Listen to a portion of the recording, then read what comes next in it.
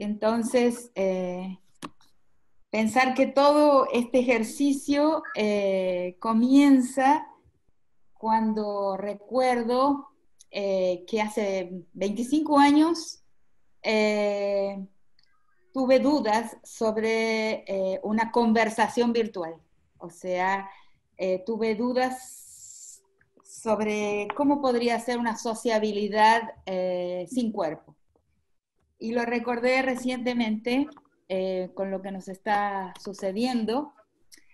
Eh, y entonces releí un texto y lo releí, la verdad es que como si no fuera mío, porque ya estoy muy distante de ese texto, pero creo que me pareció que podría ser interesante para debatir la ausencia de materialidad, o sea, el hecho se pretenda que puede existir una sociabilidad próxima a lo normal o normal eh, sin el cuerpo.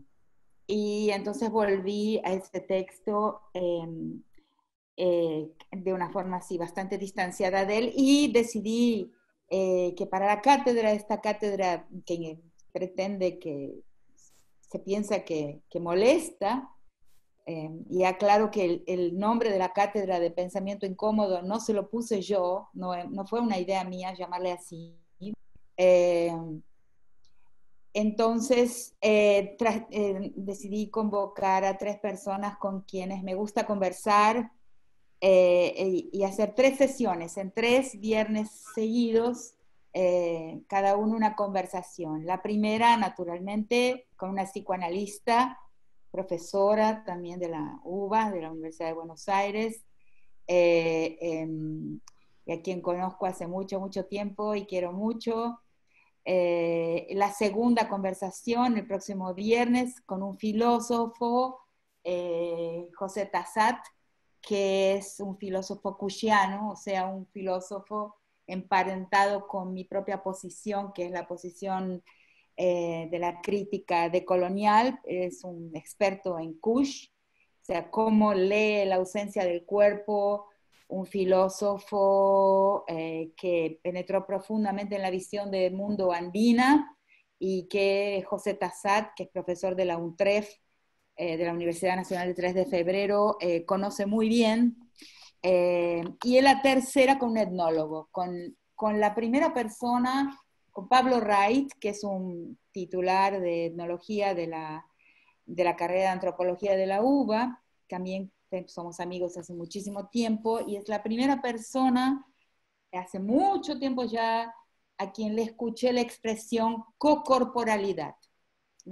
Recuerdo que hará unos 20 años aproximadamente, lo escuché mencionar cómo era importante para los pueblos indígenas la cocorporalidad. Entonces, con esas 3 personas se me ocurrió debatir este texto, que es un texto ya antiguo, pero sí creo que tiene vigencia para iluminar algunos aspectos del presente.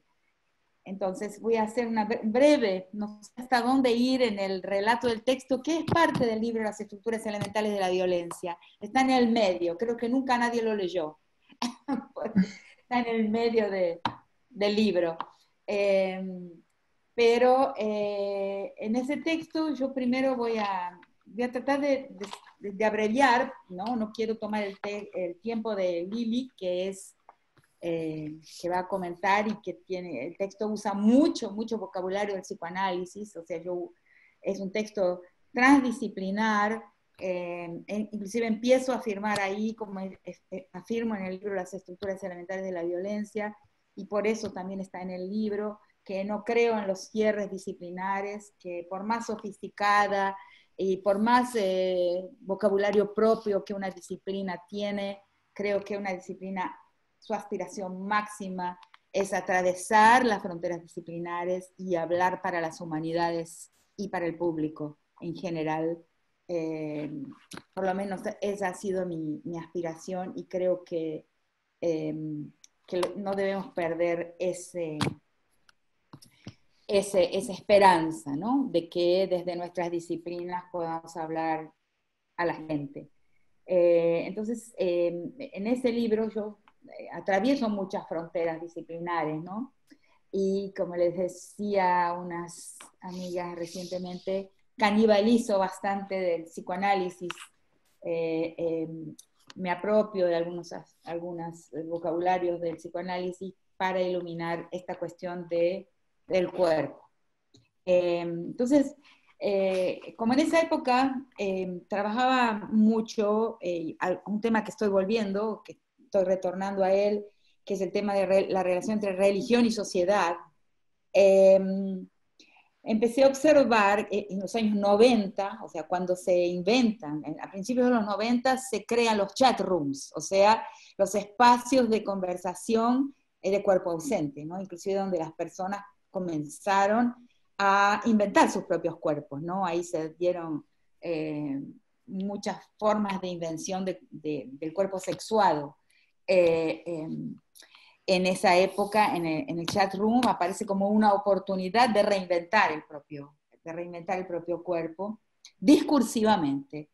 Eh, pero lo que yo observé, porque era mi tema en ese momento, es que mucha gente hablaba sobre religión. Entonces, mi primer movimiento hacia ese texto fue llamar a un investigador de la Universidad de Delft en Holanda, lo llamé por teléfono, yo estaba viviendo en los Estados Unidos, y le pregunté, le pedí que me contara un poco de cómo es que él había trabajado con los chat rooms. Y así comienza el texto y él me revela algo que, el texto en realidad yo me divertí mucho escribiéndolo, es un texto que tiene varios aspectos cómicos, si no fueran trágicos serían cómicos, o sea, trágicos, ¿no? Uno de ellos es ese primer momento en que yo doy su nombre, el lugar donde él investigó, dijo que la forma que ellos tenían de atraer gente hacia sus experimentos en el espacio virtual era con dos temas. Y los dos temas eran Biblia y pornografía. Lectura bíblica y exposición de imágenes pornográficas. Y esos dos temas atraían la misma cantidad, eran los dos grandes temas para llamar y convocar a la gente y hacer que la gente se agolpe en los espacios virtuales, eran esos dos temas. Claro, yo me pareció muy revelador, y fui hacia la dirección de los debates que decía la gente sobre religión, cómo discutía, una teología popular, digamos así, cómo era la teología popular. Solo que al empezar a hacerlo, me sorprendí, y ahí me di cuenta de lo que es la segunda momento del texto, porque me di cuenta de que lo importante al observar este fenómeno del nuevo espacio de relacionamiento entre la gente, no era el tema, sino qué producía en la gente el espacio en el que iban a conversar. Por eso el texto se llama La economía del deseo en el espacio virtual. O sea, cualquier tema, inclusive el de religión, lo menos que existía en este tema era el contenido del debate. Lo más importante es qué forma tomaba el diálogo, en qué forma la gente empezaba a comportarse, ¿no? Y ahí empecé a observar ese formato. O sea, con los elementos que tuve a la mano, como dije, fui a los elementos del psicoanálisis. En primer lugar, claro, como una sociología y una antropología que pasaba ahí, observé que era una sociedad voluntaria, o sea, una villa global, ¿no? Eh, con una elección libre con relación a qué comunidad quiero pertenecer, ¿no? Entonces, como la elección era libre, no estaba arreglada ni por una circunscripción geográfica, no había una localidad ni una nacionalidad, las personas podían elegir, pertenezco a esta comunidad o a aquella otra comunidad, después no he hecho todavía el pasaje a cómo son hoy las listas de Google, por ejemplo, o las listas de WhatsApp, los espacios donde la gente se junta para debatir, pero participo de algunas y ya he participado recientemente de una, con Lili inclusive, de antiguos compañeros del colegio de 50 años atrás. Si hubiera estado en presencia, yo creo que se mataban, o sea, donde se dio un altísimo grado de conflictividad, inclusive la lista se rompió, se pulverizó, se fragmentó en varias listas, y algunas personas inclusive fueron, digamos, que lo sepan, fueron expulsadas de las listas, o sea, algo muy semejante a lo que observé hace 25 años de esa tendencia a lo bélico, ¿no? A la violencia, ¿no? A la agresividad extrema, que se dio en esta lista de hoy, 25 años después, y lo que observé en la lista de cuando escribí el texto. La otra gran sorpresa es que cuando me interesé en releer ese texto y ver cómo sirve para entender el momento presente, me di cuenta de que el texto de alguna manera me ayuda a entender algo que pasó conmigo. O sea, porque yo sufrí un linchamiento virtual, o sea, una andanada de inmensa agresividad, porque dije algo que no combinó con la imagen que las personas habían hecho de mí. Eso fue en noviembre del año pasado. Eh, o sea, la armonía perfecta que parecía que podría existir con relación a mis posiciones se rompe. Entonces, un grupo pequeño de personas pasa a discutir el tema, la cuestión, o sea, debatir conmigo la divergencia sobre el tema en que yo había manifestado una posición, pero una gran parte de las personas pasan a agredirme de una forma inusitada. Por ejemplo, una persona me dice, usted que debería ser empalada yo. Una de las partes que leí del texto hoy y marqué, muy semejante, o sea, usted debería ser un castigo semejante al empalamiento, no recuerdo exactamente, pero tan severo como un castigo corporal brutal. O sea, alguien me dijo eso. Y varias personas me agredieron de una manera queriéndome ver muerta, ¿no? Entonces, lo que estoy diciendo no importa que... lo que estoy diciendo es que realmente se presentifica esta agresividad suelta que se da en ese espacio virtual de debate, que no sería posible, no se daría si las personas estuvieran frente a frente. Podrían insultarse, digamos, hasta un cierto límite, pero no podrían decirse que deberían ser empaladas, por ejemplo, como, me, como me sucedió. O sea, las personas van a grados de violencia muy extremos. Entonces, paso a analizar qué pasa ahí, ¿no? Con esa conversación. He marcado aquí algunos momentos del texto y no quiero extenderme demasiado porque quiero mucho oírla a Lili. Entonces estoy pidiendo a las personas que están haciendo la moderación de esto, de esta presentación, que me avisen si cuando llegue a los 20 minutos, no sé cuánto tiempo pasa, es difícil, uno no está habituado.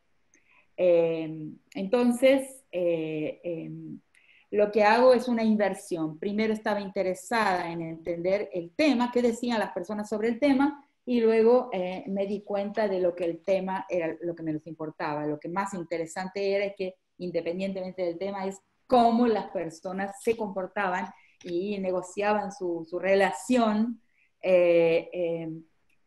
gestionaban su relación frente a los otros en este espacio virtual, en el que en un primer momento las personas lo eligen, o sea, eligen su comunidad, y por lo tanto es una homogeneidad incontaminada, algo no muy distante al ideal de pureza étnica, un mundo donde la persuasión no es necesaria, y donde todos los egos son igualmente empoderados y absolutamente convictos de sus persuasiones, libres en sus caprichos de permanecer o de partir. Nada o casi nada les coloca un desafío, desafía la arbitrariedad de sus voluntades, ¿no? Eso es una característica de ese medio, porque es selectivo y es homogéneo y no es jerárquico, ¿no? Hay una libertad mucho mayor de las personas, una libertad electiva mucho mayor, y está siempre presente la idea del ámelo o déjelo. O sea, me voy y este incómodo interlocutor deja de existir. Lo bloqueo. Es fácil bloquear, apartarse, dejar para atrás esa otra existencia cuando nos molesta, cuando nos incomoda, ¿no? Entonces empiezo a ver cómo discuten religión y se vuelve muy, muy cómico, ¿no? Porque, y muy, muy extremadamente agresivo. Uno empieza a preguntarse cómo personas que están dentro del campo cristiano empiezan a agredirse de una manera que se vuelve cómica, inclusive caricaturesca, ¿no? Caricatural. Entonces, también uno se pregunta, estoy orientándome aquí con el texto, ¿no? Que esas personas van desarrollando una gran imaginación para agredir la posición del otro, pero digo, una grandeza para nada, ¿no? Es posible afirmar, porque el discurso parece dirigido a un otro, sin ningún grado de duda, y donde el otro es siempre de alguna forma derrotado, ¿no? Es una situación estancada, inmóvil. No hay un movimiento ascendente dirigido al esclarecimiento, a la clarificación. No hay un diálogo socrático, no hay una indagación filosófica auténtica, sino que la persona va exponiendo lo que piensa, sin que exista realmente un progreso en muchísimas horas de relación que observé, ¿no? Entonces, el yo presenta su opinión, ¿no? Y su opinión personal, yo pienso, yo siento, no puedo aceptar tal cosa, yo creo, y todo tipo de confrontación ingeniosa por parte del otro termina abruptamente con un colapso temporario de la comunicación para recomenzar poco después con ímpetu renovado. A sus propios ojos, cada interlocutor deja la arena victorioso. Entonces empieza a darse una hipertrofia del yo.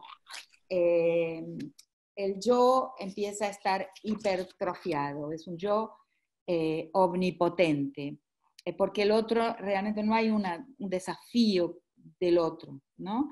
Entonces me voy dando cuenta cuando en mi relectura actual que estoy haciendo una etnografía del yo contemporáneo, ¿no? Y me pregunto, ¿de dónde se deriva la gratificación en este ejercicio que consume tanto tiempo y energía? ¿Por qué el derroche de energías, el esfuerzo renovado de volver y volver a un campo de batalla sin vencedores ni vencidos? ¿Qué persiguen los oponentes al repetir la experiencia de la cual parecen emerger siempre con las manos vacías? O sea, siempre pensando lo mismo que ya pensaban, ¿no? En esta escena que observé, ¿no?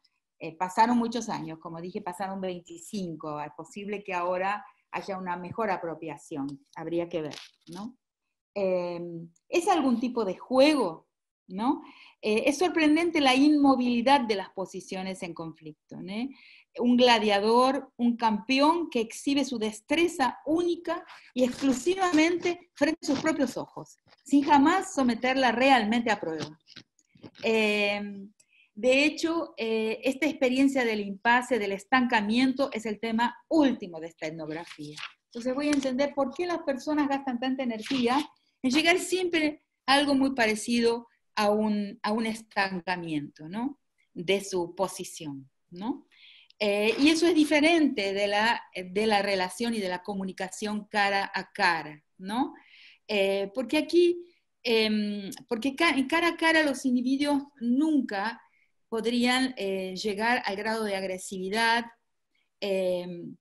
y en contextos donde hay una alteridad contundente que puede ser expuesta, siempre hay un árbitro en alguna medida, un juez autorizado para mediar, ¿no? Algún grado de mediación por un árbitro o un juez es necesario.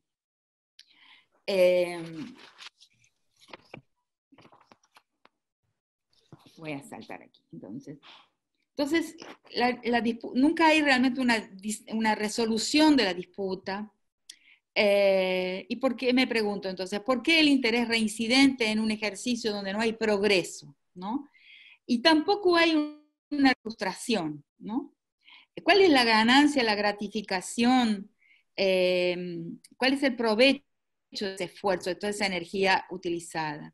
Si nadie nunca convence a nadie, ¿no? Y no se trata simplemente de un mundo de almas en desacuerdo, del tipo que constituye y configura la existencia de una sociedad plural. Es un mundo de almas beligerantes, en conflagración, ¿no? Fijas en victorias ilusorias, ansiosas por colocarse unas contra otras, dominando, superando, ironizando, destruyendo al otro en un proceso sin arbitraje y sin resultados, paradójicamente en un mundo despojado de pluralidad, donde la misma fantasía de dominación es compartida por todos. Yo no tengo tiempo ahora de leer los ejemplos, pero si ustedes van al texto que fue divulgado, o sea, y el monitor, o sea, la pantalla del monitor, se transforma en un espejo, se transforma en un espejo. Entonces, falta, y voy a ir bien, ¿por qué pasa eso? ¿No? ¿Por qué puede faltar eso? ¿No? Falta lo táctil, falta el olor, falta el oído, falta el gusto, faltan los otros sentidos. Como mucho está, está el discurso, está el texto que va a describir, y ahí paso a citar a algunos autores que hablaron sobre cómo entran el olfato y el tacto, la textura del cuerpo en los encuentros eróticos, en los encuentros virtuales, que como los autores que en el principio, en esta época de los años 90, explican cómo hay que relatar lo táctil, que hay que relatar lo olfativo para que se haga presente en los encuentros eróticos de esa primera época, ¿no? Entonces voy a intentar ver, bueno, entonces es una transferencia, se parece a una transferencia psicoanalítica, o sea, donde el paciente o la persona que va a la clínica lanza su discurso, el discurso choca con la figura del psicoanalista, rebota y retorna para ser oído, para permitir un autoconocimiento, una autoescucha, porque el otro que está ahí, que es esa tela de rebote, ¿no? ese frontón de rebote, está presente y es real. O sea, hay una sospecha de cómo ha escuchado ese otro. Y en estos casos, por lo menos en lo que yo observé y la manera en que los entendí, no hay una sospecha siquiera de cómo es esa escucha, del lugar donde mi discurso va a rebotar. Entonces, el otro no es una alteridad contundente. Entonces paso a ver por qué para que el otro sea una alteridad contundente tiene que haber una corporalidad de esa alteridad contundente. Tratar de ser muy breve para que todos podamos, todas, conversar. Entonces, busco en una autora, que es Judith Butler, de quien me gusta mucho esta primera época de sus trabajos, mucho más que en tiempos más recientes, eh, que también tiene la misma infracción de penetrar en el psicoanálisis y como filósofa. Y hace una autocrítica importante ella entre su primer libro, que es Problemas de Género, en la traducción al español, y el segundo libro que dice Bodies That Matter, o sea, los cuerpos que importan, porque en su primer momento tiene el pecado, digamos así, que es el pecado de todas las personas que hace mucho tiempo estudiamos género y enseñamos teoría de género, que es el construccionismo. O sea, el gran momento del feminismo es cuando el feminismo encuentra la posibilidad de separar el género del sexo, de la genitalia, o sea, del cuerpo material. O sea, y mostrar que el género es una construcción del cuerpo, ¿no? Entonces es un momento fuertemente construccionista de Judith, su primer libro, y luego hace una crítica de ese construccionismo exacerbado, ¿no? Y entonces voy a utilizar esa crítica que ella hace. ¿Por qué no se puede disponer, no se puede eliminar, no se puede, digamos, pensar en un mundo donde el cuerpo no tiene un lugar de límite, ¿no?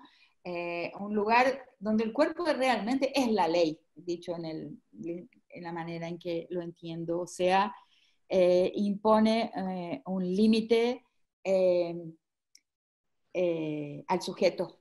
Y ella lo va a explicar por ese original en que se separa, ¿no? El cuerpo de la madre se desgarra, ¿no? De la unidad infantil, de la unidad desde la perspectiva del infante, hay un desgarramiento y una parte del cuerpo se distancia, ¿no? El cuerpo de la madre quedando la falta, ¿no? Y esa experiencia del cuerpo incompleto eh, y del dolor impuesto por ese desgarramiento permanece y está vinculada a una experiencia fuertemente corporal. Ese es el momento central de su libro Bodies That Matter, que tomo para empezar a hablar de cómo el cuerpo no se puede pensar, ¿no? Sin el límite que el cuerpo nos ofrece, ¿no? Vivenciar lo perdido reinstala la normalidad de forma permanente. Y esa vivenciar lo perdido, la incompletud, es vivenciar la propia ley. Entonces, el Internet podría ser, dicho la prisión de una ficción de completud. Podemos caer muy fácilmente en la ficción, en la fantasía de completud en este medio. Por ejemplo, yo en este momento puedo pensar que tengo razón. O sea, que es perfecto mi argumento. O sea, porque no estoy ni siquiera viendo cuando un expositor, un conferencista, y me pasa muy a menudo, está con una platea delante, de forma casi paranormal, uno va percibiendo, captando los minúsculos movimientos corporales de la platea, de la audiencia. Me ha pasado y me pasa, me lo entrené durante años con las audiencias de estudiantes, con mis alumnos y alumnas, y lo veo hoy en las audiencias, que hay un impacto. Y los actores, cuando entran en un teatro, lo dicen, todo día una pieza de teatro, una obra de teatro, su performance es distinta, porque responde a un público. ¿Cómo responde? Porque ahí hay un diálogo de las corporalidades. De eso yo tengo certeza por mi experiencia personal en clase y después como conferencista. Entonces, solo para ir terminando, yo creo aquí que, bueno, ese sujeto entonces pasa a coincidir consigo mismo. La tentación aquí es de la coincidencia consigo mismo, de ese sujeto agrandado, inflado, totalizador, ¿no? Y Occidente entonces encuentra su gran proyecto en este mundo donde no hay más la indiferencia del mundo, ¿no? Ese sujeto no siente más la indiferencia, el límite del otro. Y se cumple así, llega a destino la larga búsqueda por parte de Occidente de una vida desencarnada y de una sustitución del cuerpo mediante una prótesis, ¿no? Esa búsqueda parece haber llegado a su fin. Nada permanece afuera de esta realidad, todo cabe en el texto virtual. El Internet prescinde de la expresión más radical del drama humano, de la separación, uno está hablando solo. Entonces ahí se realiza el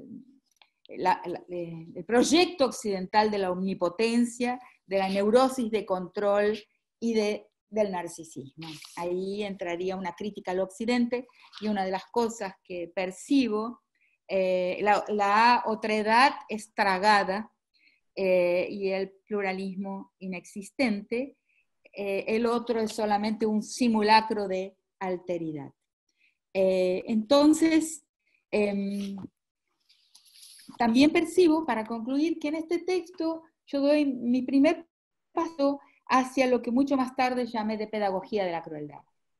Porque la base, el sustento, la plataforma en que se asienta la noción de la pedagogía de la crueldad es en un mundo sin empatía, no empático.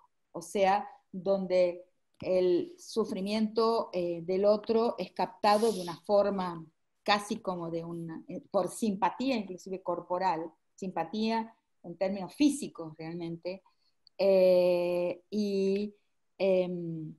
entonces el proyecto del capitalismo tardío, que estamos en capitalismo final, apocalíptico, como lo llaman, es un proyecto donde la empatía desaparece totalmente.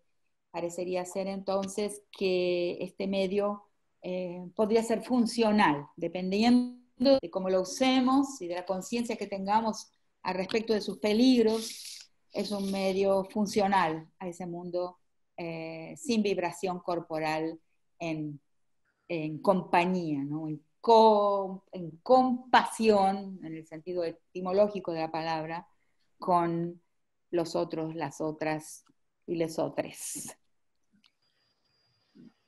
Bueno, por ahí concluyo.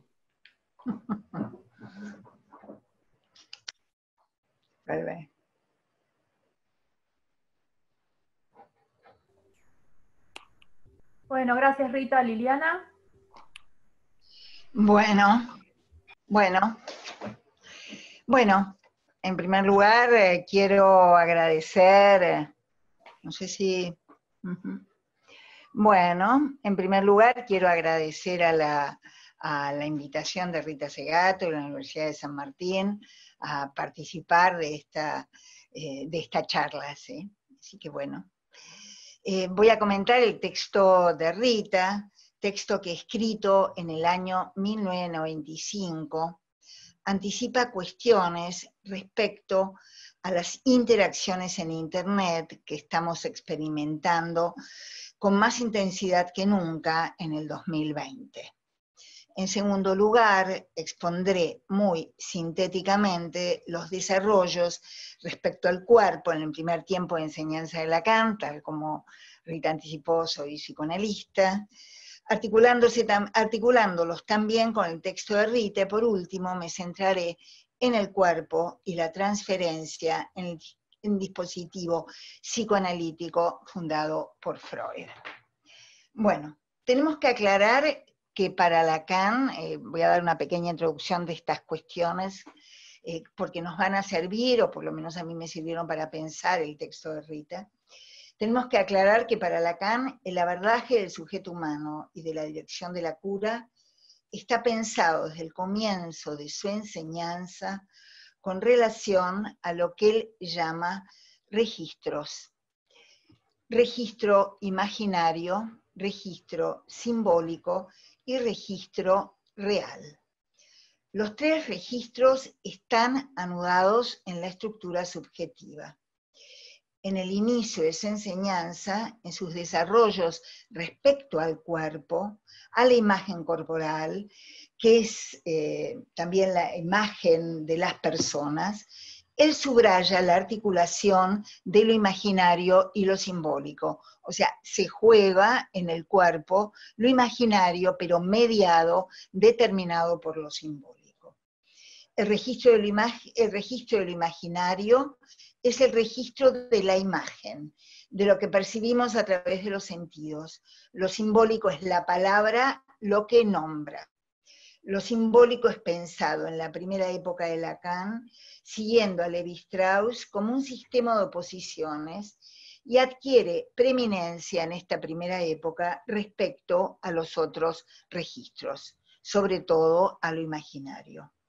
Así nos dice en el libro 2 de su seminario: la economía imaginaria solo tiene sentido, solo podemos influir sobre ella, está hablando de los psicoanalistas, en la medida en que se inscribe en un orden simbólico que impone una relación ternaria.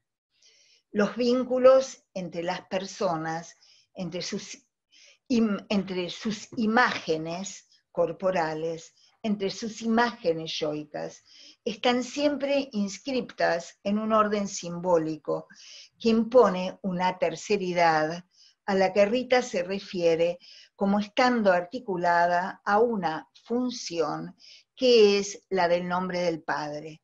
Función que puede ser ejercida, aclaro, por el padre, la madre, la abuela o cualquier otra persona independientemente de su género.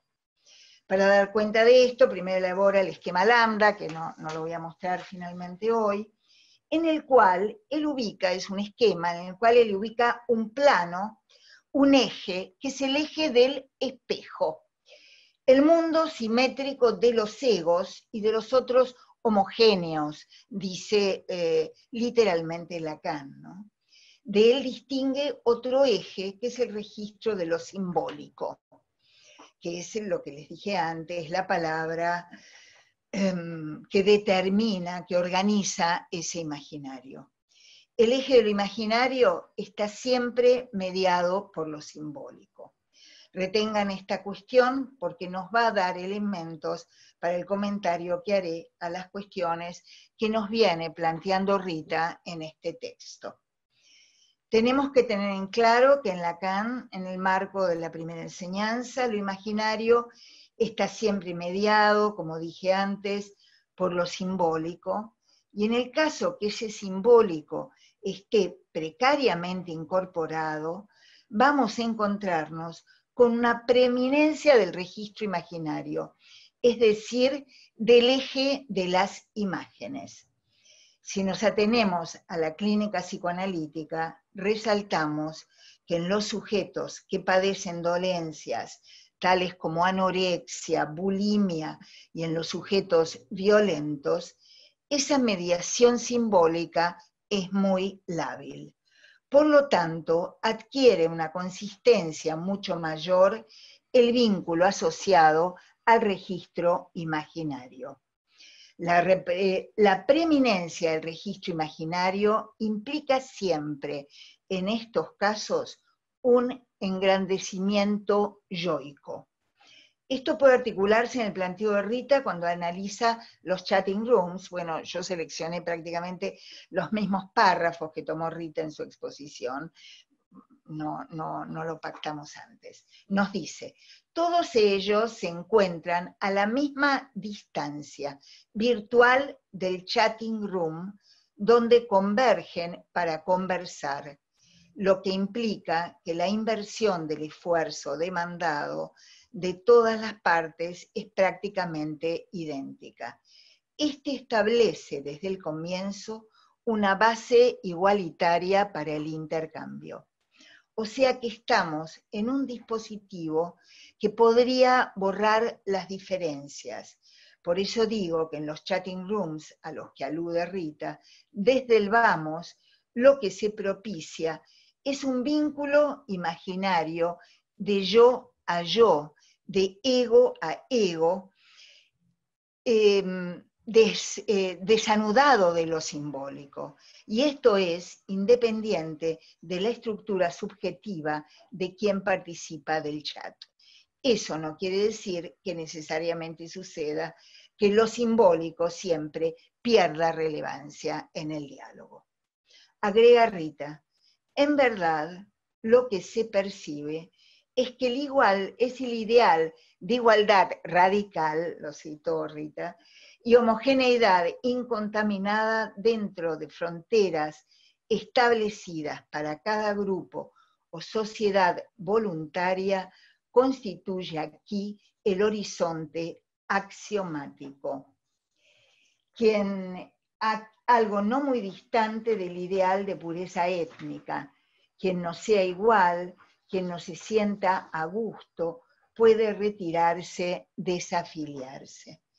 El aparentemente seductor y convincente "ámelo, déjelo", sigo citando a Rita, habla de un mundo sin persuasión y sin rendiciones, un mundo de beligerantes iguales, una escena de conflagraciones entre egos, todos igualmente empoderados, todos igualmente convictos de sus persuasiones, libres en sus caprichos de permanecer o partir. También, sigue, habla de una realidad estancada en la que nada o casi nada coloca un desafío a la arbitrariedad de sus voluntades. Este sujeto nos recuerda Rita, al cyborg mítico de Donna Haraway. Ambos son guerreros, ambos viven en un paisaje estrictamente no jerárquico, ninguno tiene origen. Justamente lo que podemos aportar desde el psicoanálisis es que cuanto más fracasa la mediación simbólica, como antes dije, el ego se agranda y da lugar a distintos fenómenos de los cuales la clínica y también la convivencia cotidiana dan cuenta. Así, el vínculo especular, o sea, de espejo, es más fuerte y el otro ego no se diferencia de mí. El otro es el otro de mi espejo. No lo puedo reconocer como diferente y tampoco registrar sus diferencias como enriquecedoras. Amo al otro en el que me veo reflejado, pero rápidamente ese amor se transforma en odio y puede convertirse en lo que Lacan llama la más íntima agresividad, y da lugar al ámelo o déjelo. No me reconozco ligado al otro por una referencia en común, que sería justamente la referencia simbólica articulada a esa ley del padre, acerca del cual nos habla Rita en su texto, que funda por el pacto inaugural entre los hombres la estructura simbólica que establece una mediación entre los egos y puede poner coto a la agresividad. Crece entonces la posibilidad del choque entre los egos en un mundo de beligerantes iguales, digo, siguiendo a Rita, donde no hay posibilidad de diálogo, sino de aceptación o exclusión. Esta cuestión la podemos pensar muchas veces en los vínculos de pareja, donde prima el vínculo especular, es decir, de ego a ego, donde del enamoramiento se pasa a la violencia desencadenada. O sea que estos fenómenos aparecen, estos fenómenos imaginarios aparecen también no solo en la virtualidad, sino pueden aparecer en la vida cotidiana. Es interesante el planteo de Rita cuando se refiere a los mitos de Donna Haraway, respecto a que en estos casos parecería que ninguno tiene origen. Para el psicoanálisis, la cuestión del origen es también un tema central. El sujeto se constituye a partir del encuentro con un otro cuyos dichos lo determinan. Otro que está inscripto en una cultura y en una lengua. otro que inscribe a un sujeto en un linaje, y es desde ahí que el sujeto habla, reconociéndose deudor de una historia que lo trasciende. Y esa historia pertenece al registro de lo simbólico. Parecería ser que cuando alguien en el chat o en nuestros tiempos, conversando en las redes, puede cambiar su perfil, su nombre, esto tiene efectos en el sentido que la persona que está hablando se desanuda de su linaje, de los determinantes simbólicos de su existencia, a menos que se tome esta manera de interactuar como un juego que puede ser por momentos divertido. Por otra parte, señala Rita, estoy siguiendo el texto a la letra, que no hay movimiento ascensional dirigido al esclarecimiento, como en el diálogo socrático. Ella lo tomó también en su exposición, ¿no? Les vuelvo a repetir que no lo habíamos pactado antes. Esto da cuenta que en ese dispositivo, de alguna manera, la mediación del otro, de lo simbólico, que propicia el pensamiento, la reflexión y la creación intelectual, está en cuestión. Bueno, seguimos. Lacan plantea posteriormente que los tres registros, simbólico, imaginario y real, están anudados. En el sujeto humano, estos registros están siempre anudados en un nudo, esta es su última enseñanza, que tiene la característica de que si se suelta uno de los círculos del nudo, se sueltan todos y se deshace el nudo, lo que se testimonia en el desencadenamiento psicótico. Pero sin llegar a esto, puede suceder que lo imaginario se anude precariamente a los otros dos registros y que la vacilación de ese anudamiento genere un efecto de enloquecimiento. Así, en el dispositivo de estos chats, Rita señala que en este tipo de asunto la imaginación corre suelta y los contendientes, liberados por completo de la obligación de recurrir a cualquier evidencia que sustente sus puntos de vista, pueden desplegar todo su poder y creatividad argumentativa. Una grandeza para nada es posible afirmar, porque aunque el discurso parece dirigido a un otro, ningún grado de duda es jamás inoculado en el oponente. Es decir, cuando la imaginación corre suelta en nuestro decir, psicoanálisis, cuando el imaginario se suelta en algún grado de su anudamiento a lo simbólico, a lo real, se produce un efecto de enloquecimiento, ¿sí? No es un brote psicótico cuando el imaginario corre totalmente suelto, que se manifiesta en los fenómenos acerca de los cuales estamos reflexionando. ¿Sí? Enloquecimiento digo, entre comillas, por supuesto, ¿no? Acerca de esta cuestión, testimonia Rita Segato, no de una psicosis, que sería un desencadenamiento realmente de registro imaginario totalmente de lo simbólico. Pero este efecto de enloquecimiento, entre comillas, testimonia Rita cuando se refiere a un joven psiquiatra que llega en uno de esos chats a autoconvertirse en una simpática anciana que da consejos de mujer a mujer. El hecho mismo de la posibilidad que en ese momento daban los chat rooms y actualmente el diálogo en las redes también de inventar su propia imagen, propicia cierto enloquecimiento, digo, entre comillas, por supuesto. Estamos haciendo este planteo no para decir que las redes como Instagram, Facebook o las plataformas como Skype y Zoom sean nefastas, sino para advertir acerca de las interferencias que el uso de las pantallas pueden traer en el diálogo que queremos establecer con los otros, sobre todo en estos tiempos de pandemia. Bueno, el cuerpo. Un sujeto puede acceder a la imagen de un cuerpo unificado porque se mira a través del otro con mayúscula, que es el otro de lo simbólico. Es el otro de lo simbólico el que le da la posibilidad de acceder a una imagen unificada de su cuerpo, esto en la obra de Lacan. El cuerpo es efecto, entonces, de la incidencia de lo simbólico sobre lo imaginario. Lacan nos dirá que por la entrada en lo simbólico, el ser viviente deviene el sujeto humano que tiene un cuerpo. En esto hay una pérdida, que es una pérdida en tanto que organismo, que es a la que se refería Rita recién, ¿sí? Organismo viviente, que se articularía con lo que Rita llama la pérdida originaria, o sea, dejamos de ser un organismo viviente, como pueden ser las piedras, las plantas, ¿sí? Y justamente para devenir un sujeto humano por la entrada en lo simbólico, ¿sí?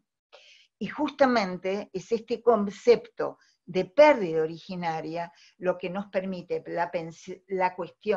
pensar la cuestión del cuerpo del analista en el dispositivo analítico. El dispositivo psicoanalítico.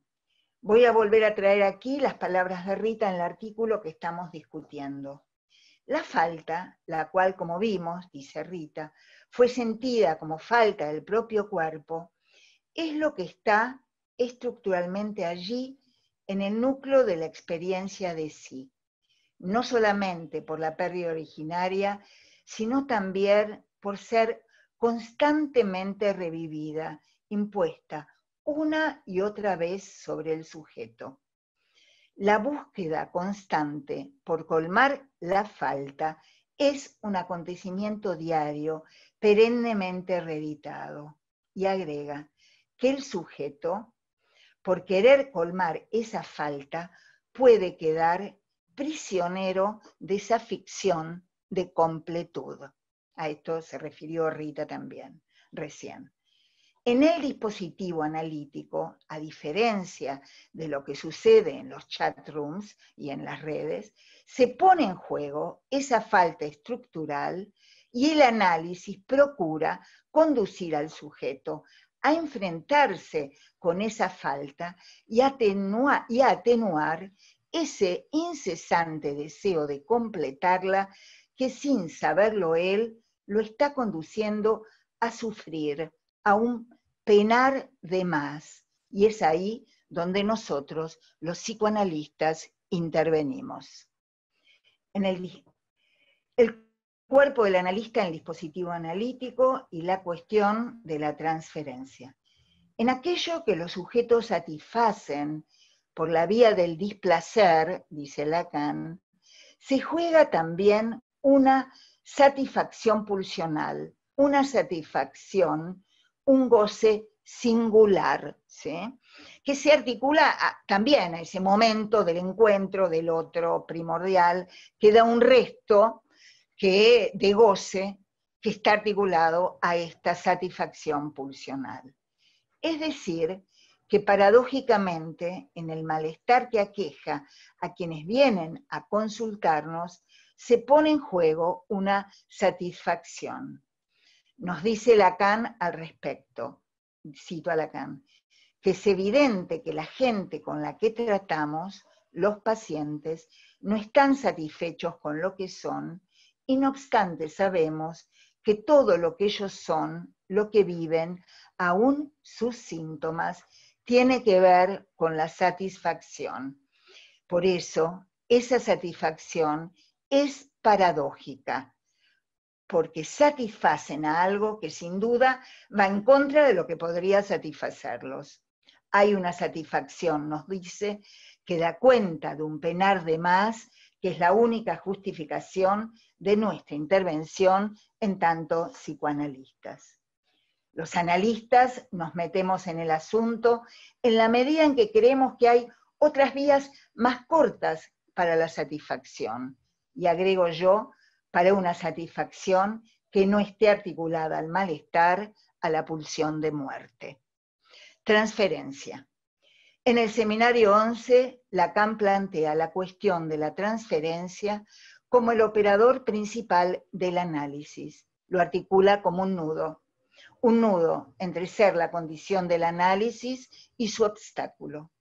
Nos dice Lacan que este concepto está determinado por la función que tiene en una praxis. Este concepto rige la manera de tratar a los pacientes, a la inversa, la manera de tratarlos rige el concepto. Nos advierte que, aunque tuviéramos que considerar la transferencia como un producto de la situación analítica, cabe decir que esa situación no puede crear en su totalidad el fenómeno y que, para producirlo, es preciso que fuera de ella ya estén presentes posibilidades a las cuales ella proporcionará su composición, quizás única. Esto no significa en lo más mínimo que cuando no hay ningún analista a la vista, no puede haber efectos de transferencia en sentido propio, estructurables exactamente como el juego de la transferencia en el análisis. Simplemente el análisis, al descubrirlos, permite dar de ellos, permite usar esa transferencia, algo instrumentalizar la transferencia, ¿sí? Se está refiriendo a la transferencia, digamos, cuando habla de que la transferencia se puede dar de una manera natural, dice después Lacan, permite dar de ello un modelo experimental, de ningún modo diferente del modelo, dice, llamémoslo natural. Se está refiriendo a la transferencia que se pone en juego con un profesor, con un tutor, transferencia que podemos decir puede devenir muy fácilmente transferencia salvaje, es decir, transferencia desbocada en que las actuaciones individuales o masivas puedan llegar a ser inmanejables, ¿sí? Amor, a esto se estaba refiriendo Rita también, ¿no? Amor de transferencia que puede volverse pasión inmanejable que pase rápidamente del amor al odio, vehiculizando lo que Freud formalizó como pulsión de muerte. En cambio, en el análisis, en la praxis analítica, la transferencia está ligada a ser un operador central de la cura del sujeto, siempre y cuando no sea transferencia desbocada, ¿sí? De las que no hablaba Rita antes. Y para sostener esa transferencia es importante que el analista esté ahí en el dispositivo psicoanalítico, nos dice Lacan, en cuerpo. El objetivo del análisis es vaciar de goce esa satisfacción pulsional asociada al fantasma del sujeto. No se podrá apuntar a vaciar la paradójica satisfacción pulsional que todo sufrimiento conlleva, sino a partir de la repetición de ese goce, de esa satisfacción, con el analista que está ahí en cuerpo, pero en tanto que lugar del semblante. Respecto a esta cuestión, recordamos un caso de un analista calvo a quien un paciente lo sueña con una abundante cabellera. Y justamente el concepto de transferencia es introducido por Freud en el epílogo de un caso como indisociable al de la presencia del analista, de la presencia en cuerpo del analista. Freud, en el desarrollo del caso, introduce el concepto de transferencia a propósito de su reflexión acerca de por qué esa paciente había interrumpido su análisis. Freud plantea que ella había repetido respecto a la persona del analista el primitivo vínculo que tenía con su padre. El abandono del tratamiento de esa paciente estuvo articulado, según Freud, a la venganza dirigida hacia ese padre que, según ella, preferiría siempre el secreto y los rodeos tortuosos, y a un hombre casado que le había hecho proposiciones amorosas que a esta jovencita la habían molestado. En el momento en que este hombre le insinúa su proposición, la paciente le da una bofetada, se baja del bote en que ambos estaban paseando y le dice que ha decidido seguir sola.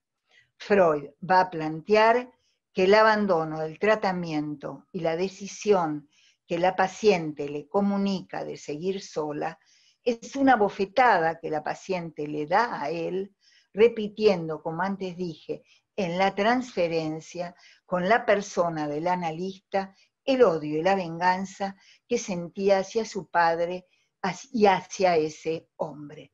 Enojo de la paciente con su padre y con ese hombre que se le insinúa, que podemos decir estaba muy justificado. De manera más sencilla, lo plantea Lacan ya en la última parte de su enseñanza, ya voy terminando, cuando nos dice que lo que hay bajo el hábito, llama un hábito, que llamamos cuerpo, no es más que ese resto que llamamos objeto A, que bueno, para profundizar este tema nos llevaría mucho tiempo. Y es desde ahí, solamente lo menciono, y es desde ahí que operamos, soportando esa transferencia para poder hacer algo con ella. Otro ejemplo, el caso de un paciente que está en análisis y llama al analista un domingo a la tarde, muy angustiado, solicitándole una sesión antes de la que ya había sido pactada. La analista le adelanta el horario y en esa sesión él le dice que la llamó porque necesitaba escuchar su voz.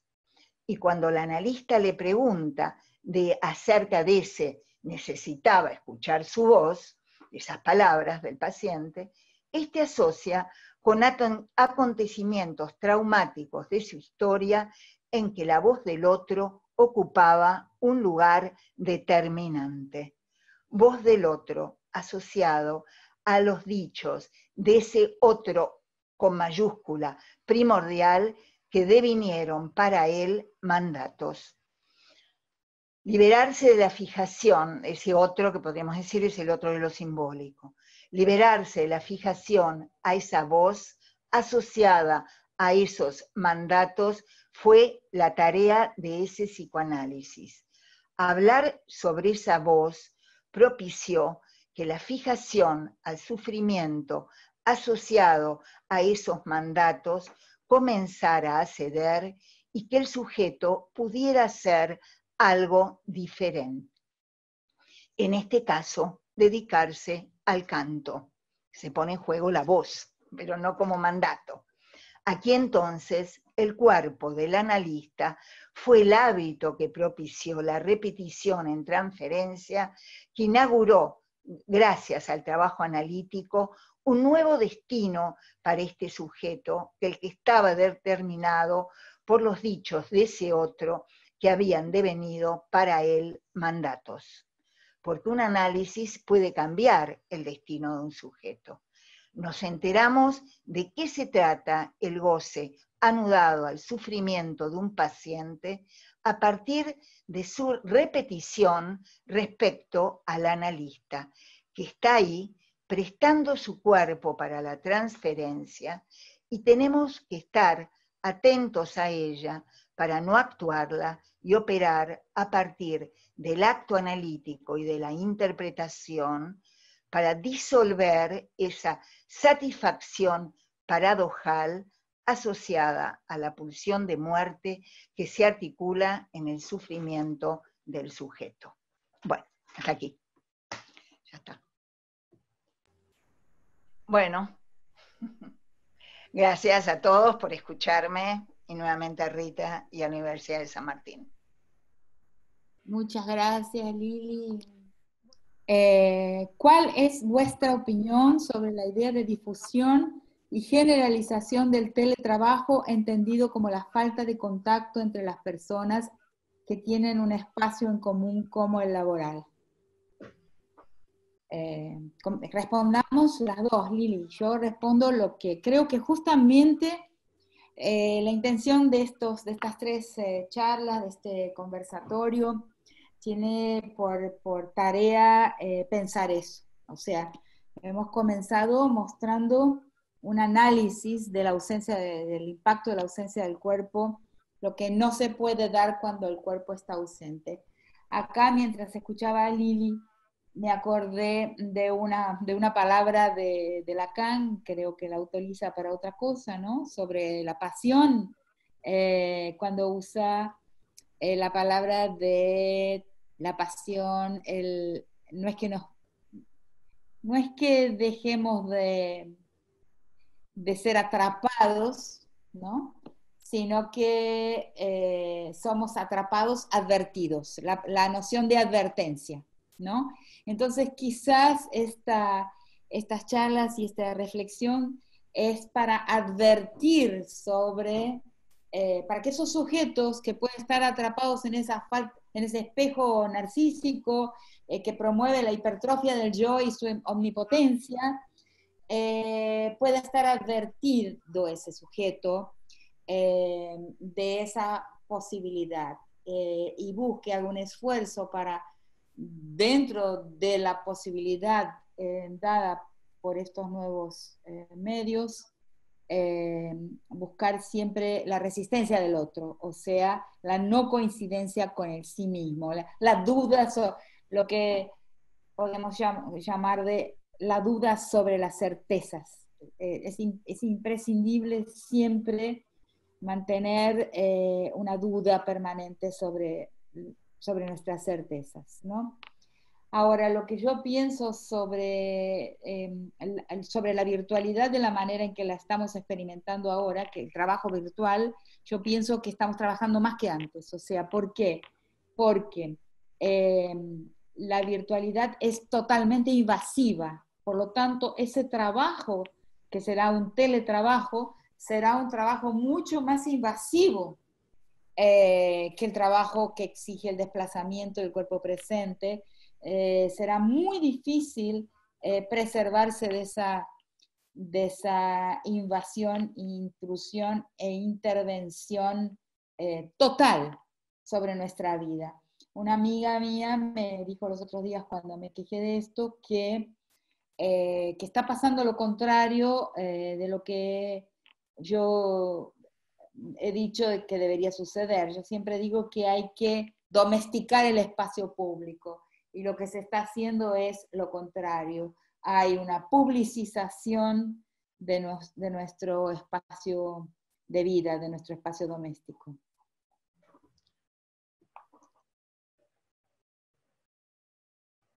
Bueno, no, estoy de acuerdo con Rita, ¿no? Digamos, la perspectiva de que ella considera, creo que lo importante es estar advertido, ¿no?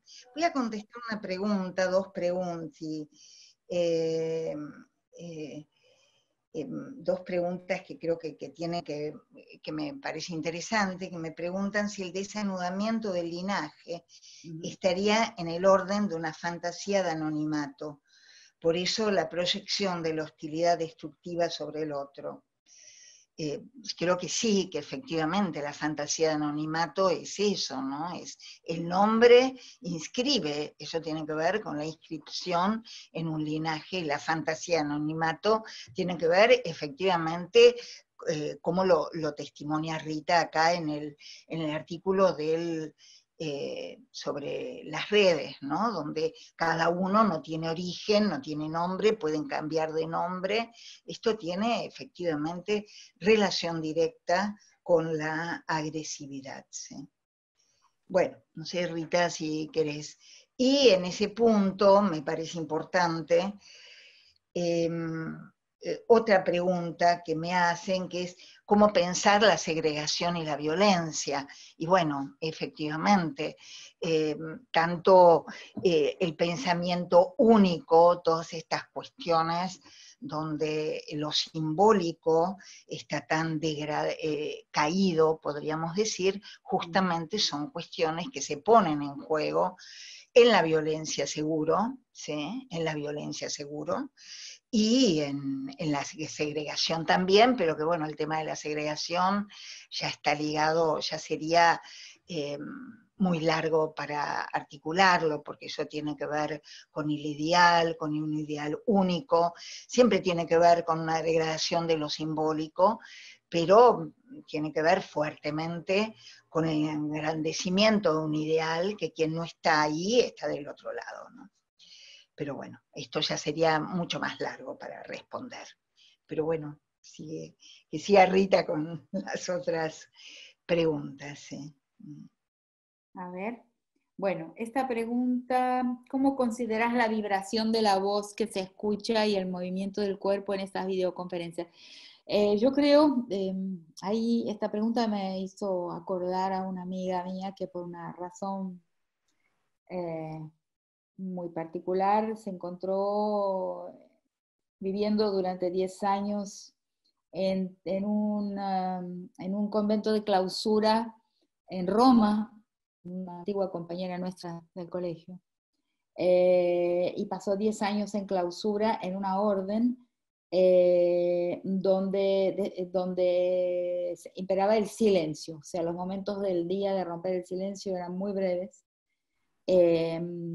Y ella una vez me escribió una carta diciendo que en ese patrón, en ese régimen de disciplina, en la clausura monástica de ese convento, se daba cuenta que a veces con el rabillo del ojo, o sea, la mínima percepción de la corporalidad de otra persona, de otra de las monjas, al cruzarse,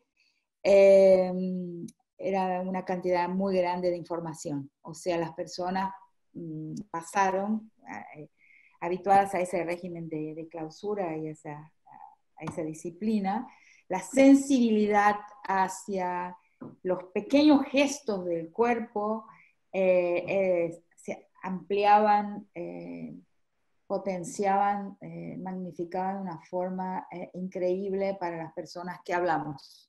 Entonces yo creo que en un régimen de distancia, si se impone el teletrabajo invasivo, que extorsiona trabajo, que ya no más se rige por los horarios, porque va rompiendo inclusive con los límites del tiempo de trabajo, de la entrega de la persona a la producción, etcétera, y la imposición de la distancia corporal, es posible que de pequeños detalles como el timbre de la voz, la vibración, entonación, fraseo, movimientos del cuerpo vayan a llenar, a tener esa hiperpercepción, va a haber una hipersensibilidad a otros datos de la comunicación que son datos no verbales, pero que pueden pasar a través del video,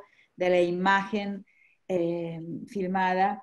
Esos elementos podrán ampliarse en nuestra percepción. Sí, yo quería decir algo con respecto a lo que plantea Rita, con respecto a, bueno, a nuestra compañera en el régimen de clausura, de donde no había palabra, pero que sí es importante que ahí eran los cuerpos, pero eran cuerpos mediados por lo simbólico, ¿no? Mediados por lo simbólico, que en este caso tenían que ver de un amor común a ese Padre que es Dios, que podemos estar o cuestionar o decir de qué se trata, pero hay un mediado por un simbólico que es un orden que las hermana en una referencia común, que seguramente ahí era el texto bíblico, ¿no? Y esto es muy importante, ¿sí? O sea, ellos estaban mediados, era la presencia del cuerpo determinado por un simbólico, ¿no? No lo imaginario, sino el cuerpo ligado, como el cuerpo en su valor, también ligado a lo simbólico, ¿no? Me parece muy importante. Es cierto. Por ejemplo, y ahí hay una pregunta que se vincula con lo que acabas de decir, pero he ampliado para esta pregunta que dice, ¿cómo piensan lo corporal emotivo en este marco de virtualidad con los afectos más cercanos y cómo eso afecta a lo corporal psíquico? Quizás ahí también tenemos que ver una diferencia entre sociedades y pautas, ¿no? Yo siento que nosotros y nosotras, y en fin, toda la variedad de géneros que existen, pero que en Argentina en este momento hay una gran sed del cuerpo, de las otras personas, una gran sed de contacto, porque somos un pueblo, una gente que hace mucho contacto corporal. O sea, pienso que, quién sabe, entre los ingleses, donde la distancia corporal es una obligación, quizás no haya la misma sed de corporalidad. Eso varía de una sociedad para otra y de la manera en que estamos socializados y programados, ¿no?, para funcionar entre los otros. Yo creo que en nuestro país en la sed de cercanía la siento yo y la sienten muchas personas que conozco. Y la virtualidad la impide. Nosotros y nosotras estamos sufriendo por eso. Lo he visto en muchas personas que conozco. No quiero decir que todo el mundo, pero que ese sufrimiento está existiendo. Estamos percibiendo cuánto y cuán importante en nuestro mundo el peso de la presencia corporal del otro es fundamental, es necesaria.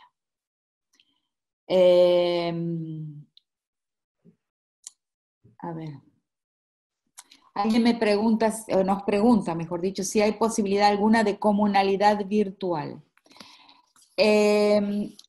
No completa, no creo en que sea completa, porque la comunalidad es algo que ofrece comida, básicamente, ofrece fiesta, ofrece comunión en el sentido de comensalidad, en el sentido de vos me alimentás y yo te alimento, y eso nunca puede dejar de ser material. ¿Qué decís, Lili? Sí, absolutamente, absolutamente. Yo quería aclarar también una pregunta. Cuando yo dije de deshacerse, de querer, cuando alguien se sale del linaje y que eso tiene que ver con el anonimato, que me preguntaban, y la violencia, esto no quiere decir que alguien se someta absolutamente al linaje, pero sí hay que tomar algo de esa historia para transformarla subjetivamente, ¿sí? No es que uno se somete absolutamente a las determinaciones del otro, justamente, pero uno tiene que reconocerse deudor de ese otro, no para repetirlo de manera exacta, pero sí para saber hacer algo con eso sin desconocerlo, ¿no? Eso quería aclararlo, ¿no? Que no es que lo repetimos de manera exacta, no se trata de eso, pero sí las referencias centrales y hacer algo nuevo, diferente cada uno, pero no desconocer la historia, hacer algo diferente, tal vez tenga que ver con una ruptura, pero siempre hay algo que propicia algún rasgo que nosotros podemos tomar para hacer algo diferente. Cuando me decía de desanudamiento del linaje es no reconocer un origen, ¿sí? Y que eso es enloquecedor, ¿sí? Cuando también alguien me pregunta sobre el enloquecimiento, cómo podría ser enloquecimiento que no fuera psicosis, bueno, porque me hacen una pregunta, ¿cuál sería la diferencia? Bueno, la psicosis se desanuda absolutamente. En esto que Rita dice también, y escucho también, que en estos casos de los chatrooms, la imaginación corre suelta, eso no quiere decir que el que esté hablando sea un psicótico, ¿sí? Hay algo que predispone en estos dispositivos a que no se reconozca el origen, a que se pueda cambiar de nombre, y eso es tal vez enloquecedor, entre comillas, ¿sí? No es que se desanude, se conmueve la estructura y hay un predominio del registro imaginario que cuando alguien le pega al otro, ¿sí? No necesariamente es un psicótico, ¿sí? Pero se ve al otro del espejo, recién te vi divino, hermoso, igual a mí, y ahora te veo como lo peor de mí y te quiero reventar, ¿sí? O como decía Rita, que la quiero, bueno, empalar. Bueno, es como que, bueno, de pronto hubo algo de un enloquecimiento que el predominio del registro imaginario propicia. Eso no quiere decir que el sujeto sea un psicótico, ¿sí? Sino que hay algo de ese predominio en en vínculos que son de egos, ¿sí? Que no reconocen una mediación, que es enloquecedor, podríamos decir, entre comillas, que no necesariamente es, pero bueno, también suceden en la vida cotidiana, ¿no? En esto, cuando te veo detrás del espejo divino y 2 minutos después veo en vos lo peor de mí y quiero destruirte, porque quiero destruir eso peor de mí. Eso es un enloquecimiento, entre comillas, sin ser un psicótico, ¿sí? Claro. Bueno.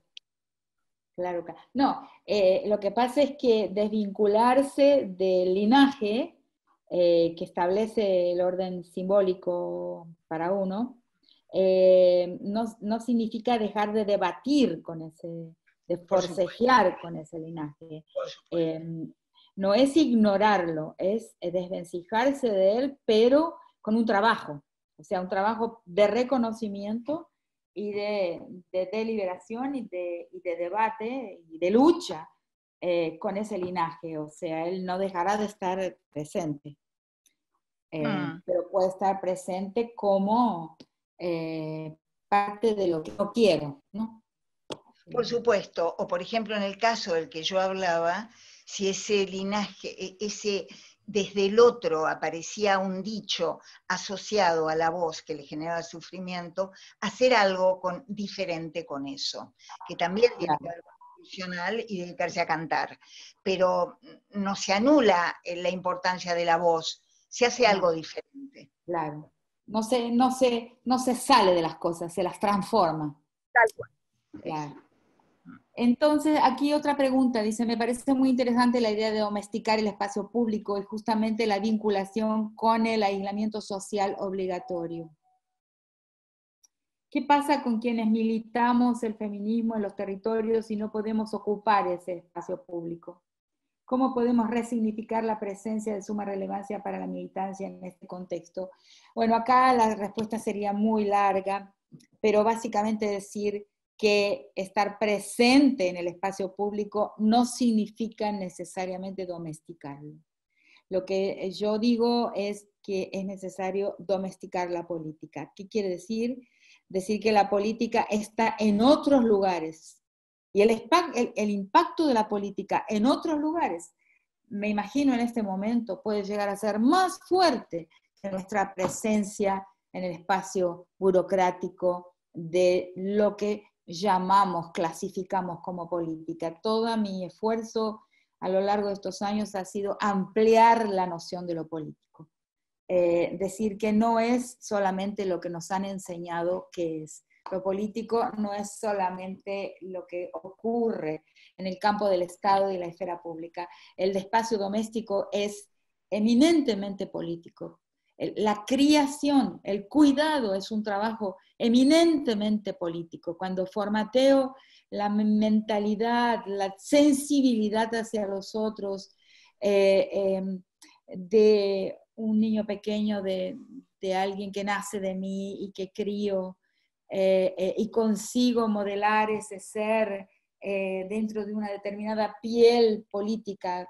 No hablo de partidos, pero hablo justamente de empatía, de sensibilidad hacia el sufrimiento de los demás, de la meta, de compartir un esfuerzo en la dirección de una meta de más bienestar para más gente, de más protección para más gente.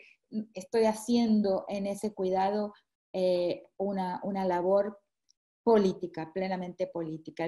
Mi esfuerzo ha sido destrabar la noción de lo político, rescatar la noción de lo político de esa captura que nos hace pensar que lo político existe solamente en un lugar y de una determinada forma. Y a eso es que le llamo domesticar el espacio público.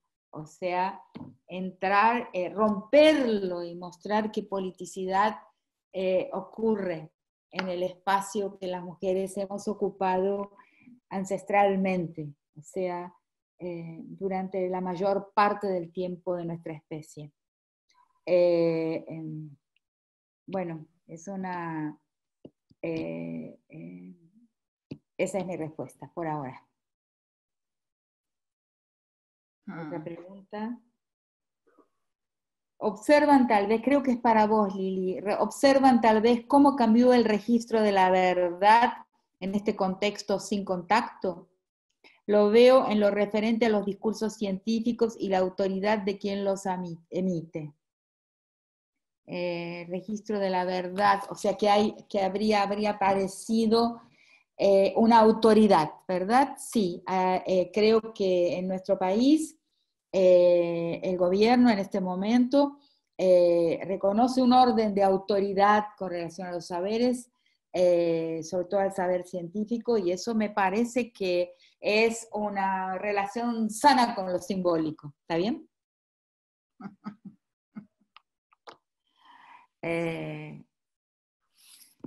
Esa es mi respuesta. Bueno, y esas son las preguntas. Yo creo que podemos ir encerrando y seguir pensando. ¿Tenés algo más para agregar, Lili? No, que fue, digamos, que me parece interesante, han dicho las cuestiones de la virtualidad. Bueno, en este momento no podríamos tener ningún tipo, estamos advertidos de los riesgos de la virtualidad.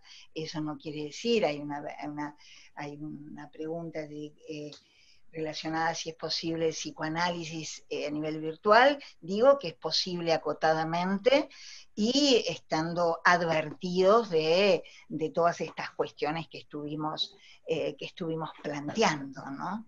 La noción de advertencia, que es una noción lacaniana, ¿no? Es muy importante acá. Hacer, sentir, en fin, sufrir, ser secuestrados por un orden sobre el cual hemos tenido pocas posibilidades de decidir, pero entrar en él advertidos. Tal cual.